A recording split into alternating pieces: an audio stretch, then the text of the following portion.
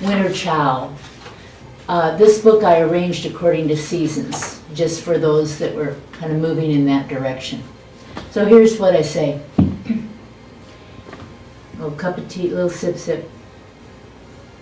By the way, my tea that I made this morning is just some cinnamon tea, like kind of a good earth blend. And then I floated a little bit of anise, star anise on top. And visually it's gorgeous, and then you get a few of those licorice hints, if you will, when you drink. Also, you might notice the size of my teacup. This is how the Chinese do it, you know? And there's just enough. I really like it. And then there's the teapot if you want seconds. Anywho, here's the business at hand. If there ever was a culture of people who needed to hook up with winter, it's us mainstream Americans. Us non-siesta takers. Us independent, highly mobile, multitaskers who have bought the more is better, time is money line. I know the rush vibe has dogged me more than I ever dreamed it would. Like one time in 1982 when I lived up on Second Mesa in Hopi land. And just an aside, for those of you that don't know, I was out on Navajo for 10 years as a public school teacher. Actually, I posed as a public school teacher while I really was just gawking at this matriarchal culture that has the extended families and more happy marriages that I've ever seen in my own society. Because genuine, two adults in partnership with true power sharing. Anyhow, I digress. You could see forever from the Pueblo that day. Out across Navajo, where the dusty roses and muted purples were a mere suggestion of weavers in velveteen shirts decorated with silver Liberty Head, dimes, and buffalo nickels. You ever seen those on the Navy shirts?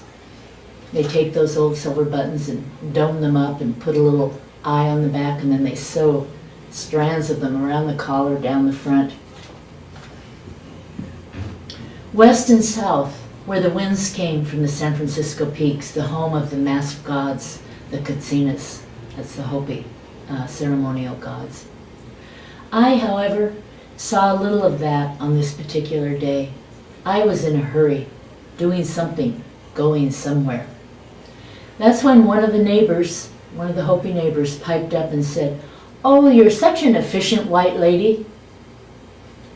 He smiled, and everyone tee-heed compassionately, most likely remembering the time that they had been ribbed in their turn. Indeed, joking and teasing is one way tribal people, the Hopis at the very least, and the Navajos I noticed, hold a mirror up, helping each other to at least try and keep the bubble in the middle. What a relief to live in that society, to not have to pretend you have it more together than you really do. It was like the band's Take a Load Off Fanny line from Big Pink, that album. So that's what a gentle but firm nudge did for me that day, got my attention. Reminded me that kicking back now and then is cool. I can't say I've been all that successful, but the winter kitchen does help bring one back. It's warm in the winter kitchen. You can turn on the oven and bake focaccia. And I've got a focaccia recipe, of course, in this chapter. You can smell the fresh yeast bread. You can make soup. You can feel the hearty winter roots in your hands. Hear the rush of steaming water when the broccoli hits the heat. Taste how fun chili and sugar are together in buttery cookies. You can create a very zen-ish moment in your winter kitchen, in your hippie kitchen in winter. Hippie kitchen, guys. They're on sale now too. Hope you catch it. All right.